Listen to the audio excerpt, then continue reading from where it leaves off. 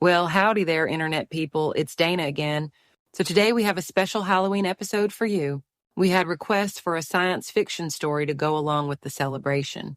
It's a lot harder to come up with a science fiction story that carries the theme of Halloween than I thought it would be, but I think I have something that blends the suspense of the day, the storytelling of science fiction, and well, it stays on brand for the channel. I hope you enjoy it. Today, I invite you to relax and listen to a story that might be all too relatable to many of those listening. I present to you a story of technology, relationships, obsessions, and loss. And now you can listen to The Cave Transmissions. Jack Whitfield had always been a man of routine. At 54, he was content with his quiet life in the suburbs of Stonefield Heights, a small, unremarkable town on the edge of the wilderness.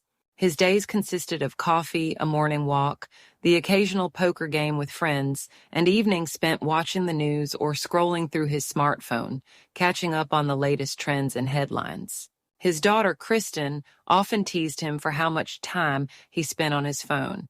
"Dad, you've got to stop clicking on those random links," she'd say, her tone light but edged with concern. Kristen was always the cautious one, practical and sharp-minded, which contrasted with Jack's easygoing, sometimes naive nature. One evening, as he sat in his favorite armchair and lazily scrolled through his phone, Jack noticed something strange. A notification popped up, but it wasn't from any of his usual apps or messaging services. The alert read, "Incoming transmission, source unknown. Listen now." The message was cryptic, and he had never seen anything like it. There was no app icon, just the raw mechanical text. Curious, Jack tapped on it. The phone screen flickered for a moment before an audio transmission began, filled with static at first, but soon a voice emerged, deep and distorted, as if speaking from another world. "We see you, Jack Whitfield. The truth lies beneath. Seek the cave. The answers are there." Jack froze, his thumb hovering over the screen. How did it know his name? He felt a chill crawl up his spine, but dismissed it as some kind of bizarre prank or a marketing ploy. Still, the message intrigued him. The voice repeated the same cryptic message 3 times, then cut out, leaving his phone dead silent. He shook his head, thinking it was probably some kind of spam or a viral marketing scheme for a new game or show. The next day, at breakfast, Jack mentioned the strange message to Kristen, who had stopped by before work. "Dad, that sounds sketchy," she said, frowning. "You shouldn't be listening to random transmissions. You can't believe everything you read on the internet." Jack laughed it off. "Probably just some kids messing around, right? What harm is there in being curious?" Kristen gave him a long look, her lips pursed in that way she did when she thought he was being careless. "There's harm when you start acting all weird. You know how easily it spreads, especially with all the weird ideas out there. Just don't get sucked into flat Earth, okay?" He nodded absent-mindedly, already thinking about whether the transmission might come back. And it did. That night, Jack's phone buzzed again. The same notification. "Incoming transmission, source unknown." He hesitated for a moment, but tapped on it anyway. The same voice crackled through the speaker, but this time it was clearer, as if it had moved closer. "You are chosen, Jack Whitfield. The cave holds the truth. The lies are all around you. Do not trust the others." The voice stayed with him throughout the week. Jack couldn't shake the sense that there was something important, something hidden that he needed to uncover. He started reading about the caves outside of town, a vast, complex system known as the Dread Hollows. They were dangerous. People had gotten lost in them before, never to be seen again, but they had always fascinated him as a kid. He began obsessively checking his phone, waiting for the next transmission. When it finally came, the message was more insistent. "Go to the cave, Jack. The others will follow. Do not let them sway you." By then, Jack had mentioned the transmissions to his friends at poker night. Gary, one of his oldest friends, had chuckled and shaken his head. "Man, you're going off the deep end. It's probably just some bot trying to mess with you. I read about this stuff. AI programs sending out mass messages to freak people out." Ron, always the skeptic, had chimed in. "You gotta be careful, Jack. People fall for all kinds of stuff online. You don't want to end up like those folks who went off looking for Bigfoot and never came back." Jack laughed along with them, but the idea gnawed at him. What if it wasn't a prank? What if there really was something in the cave?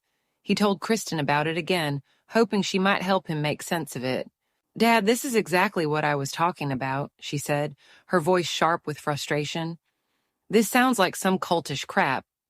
They're telling you not to trust anyone, telling you to go off alone. Those are classic. Just please don't follow it. It's dangerous." But Jack couldn't let it go. Something about the transmissions felt personal, like they were speaking directly to him in a way that transcended the digital. The words echoed in his mind, haunting him. As the days passed, Jack's thoughts became consumed by the transmissions. He began seeking out others who had heard similar messages. Online forums were filled with people who claimed they had received the same strange signals, all urging them to explore the caves near their towns. These people, like Jack, were drawn to the idea that there was some hidden truth beneath the surface, something that the government, the media, and society were keeping from them. He connected with a few locals who had received the messages as well. One of them, Marcus, was a former geologist who had studied the cave systems outside Stonefield Heights. He was convinced the messages were coming from something deep within the earth, something ancient. "There's more to this, Jack," Marcus said one evening as they sat in a dimly lit cafe. "I've been studying the cave maps, and there are parts of the system that no one's ever fully explored. I think that's where the messages are coming from. It's drawing us to it." Jack wasn't sure he believed in anything supernatural, but he couldn't deny the pull he felt. Marcus, along with a few others from the forum, was planning to explore the Dread Hollows. They invited Jack to join them. Despite Kristen's warnings, despite the concerned looks from his friends, Jack agreed. The day of the expedition was cold and overcast, the kind of day that felt heavy with the weight of something impending. Jack stood at the mouth of the Dread Hollows, staring into the blackness that stretched before him. His heart pounded with a strange mixture of excitement and fear. Kristen had called him earlier that morning, practically begging him not to go. "Dad, this is madness. You're walking into something dangerous, something you don't understand. These people, whatever this transmission is, it's manipulating you. You have to stop." But Jack had hung up, guilt settling in his gut like a stone. He told himself he would call her when it was over, that he would explain everything once he found what he was looking for. Marcus and the others, 5 in total, stood beside him, armed with flashlights, climbing gear, and supplies. They all shared the same look of determination, as if they were on the verge of uncovering something monumental. As they descended into the cave, the darkness swallowed them whole. The narrow passageways twisted and turned, leading them deeper into the earth, further away from the light of the surface. The air grew cold and damp, and the walls seemed to close in on them as they navigated the labyrinth of stone. "Do you feel it?" Marcus whispered as they reached a particularly narrow tunnel. "It's like something is calling us." Jack didn't respond, but he did feel it, the strange hum in the air, the pull that had been driving him since the first transmission. He felt like they were on the brink of something extraordinary, some truth that would unravel the lies he had been fed his entire life. But as they ventured deeper, something began to change. The air grew heavier, harder to breathe. The walls of the cave seemed to pulse, almost as if they were alive. The deeper they went, the more Jack felt a growing sense of dread, a nagging doubt that he had made a terrible mistake. Hours passed, and the group continued their descent. The cave had become a maze, and Jack could no longer tell how far they had gone or how long they had been underground. The transmissions had stopped once they entered the cave, and now, in the cold, oppressive silence, Jack's mind began to race. What if Kristen was right? What if this was all a trap, a cruel trick played by whoever or whatever was sending the signals? Suddenly, Marcus, who had been leading the group, stopped abruptly. His flashlight beam illuminated a massive chamber up ahead, its ceiling lost in the shadows. In the center of the chamber stood a jagged rock formation that resembled a massive, grotesque hand, reaching upward as if trying to claw its way out of the earth. "There," Marcus breathed. "That's where it's coming from." Jack's pulse quickened as he stepped forward, his flashlight flickering against the dark stone. But as they entered the chamber, something felt wrong. The ground seemed to shift beneath them, the walls vibrating with a low, rhythmic hum.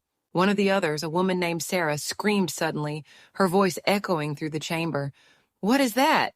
They all turned their lights toward the far corner of the chamber, where a dark figure stood, watching them. It was tall, impossibly tall, its body twisted and unnatural, like a shadow come to life. Before Jack could react, the figure moved fast, too fast to comprehend. The lights flickered, and in the blink of an eye, Sarah was gone, her scream cut off abruptly. Panic set in. The group scattered, their flashlights flailing wildly in the darkness, as they ran blindly back the way they had come. But the cave had changed. The tunnels were no longer where they had been before, and every path they took led them deeper into the blackness. Jack's heart pounded in his chest as he ran, his breath coming in ragged gasps. He could hear the others screaming in the distance, their voices growing fainter and fainter, and then one by one the screams stopped. Jack was alone. He stood in the pitch black of the cave, his flashlight long dead, his phone useless without a signal. The only sound was his own labored breathing and the distant hum of the cave pulsing like a heartbeat. In the darkness, Jack could feel the presence of something vast and ancient, something that had been waiting for them. The transmissions, the messages, they had all been a lure, drawn him and the others into the depths. He couldn't contact anyone. Occasionally he'd hear a voice from one of the others, but he could only hear it, not understand it. He realized now that there was no truth to be found that he could understand, no hidden knowledge that would change the world. There was only the cave, and the endless, consuming darkness. Jack sank to his knees, his body trembling with fear and regret. He thought of Kristen, of her voice on the phone, pleading with him not to go. He thought of all the moments he had wasted chasing after something that didn't matter, something that had led him away from the people who did. His last thought, as the darkness closed in around him, was that he wished he had spent more time with his daughter. Then the cave consumed him, and the silence was absolute. Jack emerged from the cave 3 days later, his clothes torn and filthy, his face pale as death. The search parties had nearly given up on finding him, assuming he had become another lost soul claimed by the labyrinthine depths of the Dread Hollows. When the search team saw him stumble out of the cave, disoriented and barely able to walk, they were shocked. Kristen rushed to the hospital as soon as she got the call. When she saw her father lying in the hospital bed, his gaunt, hollow expression sent a wave of relief and terror through her. He was alive, but something about him had changed. He barely spoke to the doctors, offering only vague, cryptic answers about what had happened in the cave. When Kristen asked what had occurred, his gaze flickered past her, as though she wasn't there. "What did you see in there, Dad?" she asked, her voice trembling. "You were gone for days. We thought you were dead." But Jack didn't respond. Instead, his eyes, once full of warmth and curiosity, now seemed cold and distant, as though the man she had known her whole life had been replaced by something else. After he was discharged, Jack went home, but life did not return to normal. He stopped going to his regular poker games, no longer spent evenings watching the news, and even abandoned his cherished morning walks. The man who had once been so full of small pleasures now seemed empty, moving through life as though performing a series of routines that no longer held meaning. Kristen noticed the change immediately, and so did his friends. Jack no longer found joy in the things that had once defined him. He barely spoke to anyone unless he had to, and when he did, it was in short, terse phrases, his mind elsewhere. He spent most of his time sitting in front of his computer or staring at his phone, his face illuminated by the eerie blue light of the screen. When he did talk, it was to people from the forums, the same ones who had convinced him to explore the cave. Marcus was gone, and so were the others, but new names had appeared, people who had also been chosen by the transmissions. They talked endlessly about the cave and what lay within, obsessing over theories and conspiracies. The same cryptic messages Jack had followed. Jack's opinions now mirrored theirs perfectly, as if he had abandoned any original thought. "They understand the truth," Jack would say, when Kristen asked why he was spending so much time on his phone. "They know what's really going on. You wouldn't understand, Kristen." Kristen, frightened by the changes in her father, started visiting less frequently. It hurt too much to see him like this, like a shell of the man she had once known.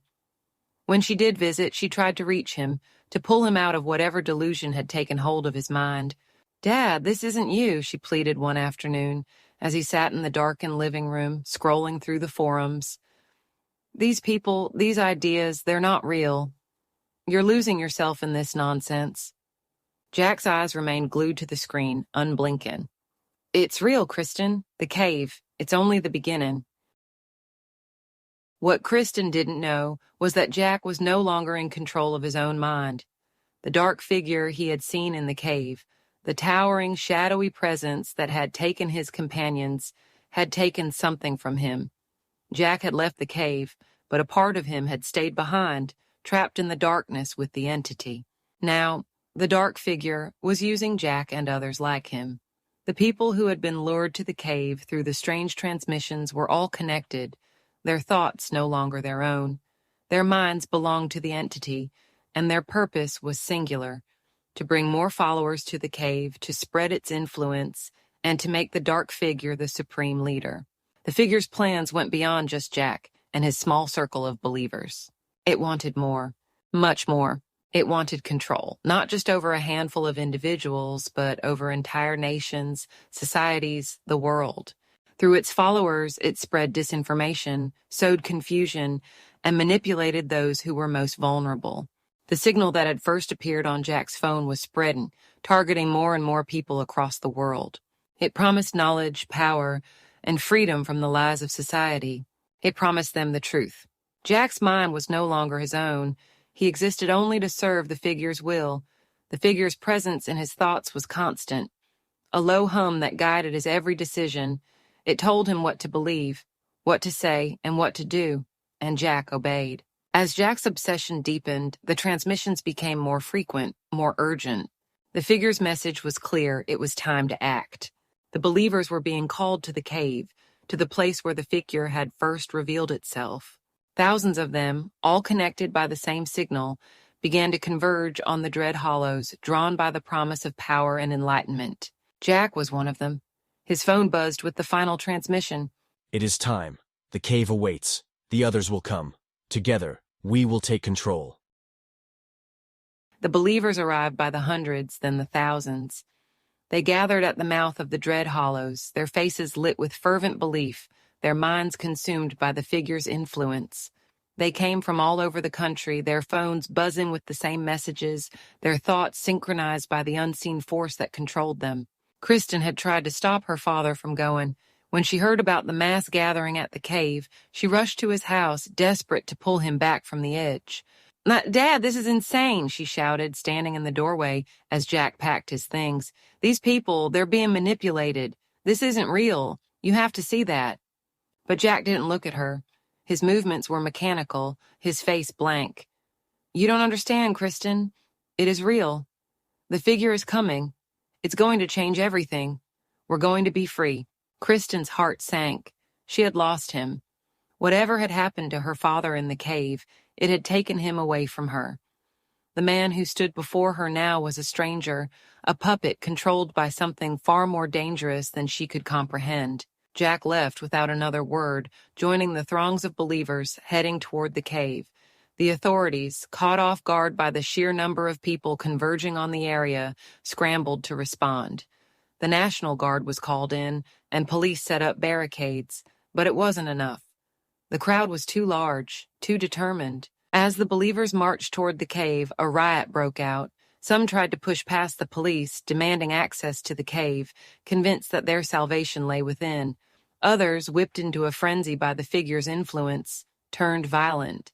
The chaos spread quickly, and soon the entire area was engulfed in violence. Kristen watched from the outskirts, horrified by the scene unfolding before her. She had never seen anything like it. People so consumed by their beliefs, so blinded by their obsession, that they were willing to destroy everything around them. Then, without warning, the dark figure's voice echoed through the minds of the believers.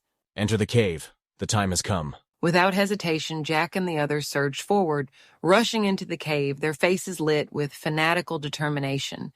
The police and National Guard tried to stop them, but it was too late. Hundreds of them disappeared into the darkness of the Dread Hollows, their footsteps echoing through the vast chambers as they descended deeper and deeper. But they never returned. Days passed, and search teams were sent into the cave to find the missing believers, but none were ever found. It was as if the earth itself had swallowed them whole, leaving no trace of their existence. The cave, once a symbol of mystery and intrigue, had become a place of horror, a tomb for those who had been lured by the figure's false promises. Kristen stood at the entrance of the cave, staring into the darkness where her father had disappeared. She knew, deep down, that he was gone, that the man who had raised her, who had loved her, was lost forever. But she also knew that this wasn't the end. The dark figure had left the cave, abandoning its followers to their fate. It had no need for them anymore. They had served their purpose, and now it was moving on, searching for new minds to corrupt, new followers to recruit. Kristen could feel its presence lingering at the edges of her thoughts, whispering in the dark corners of her mind. It was still out there, growing stronger with each new group it seduced. The figure wasn't done, not by a long shot. The world had no idea what was coming. And as the figure moved on, spreading its influence to new believers, Kristen knew that it was only a matter of time before the world fell under its control.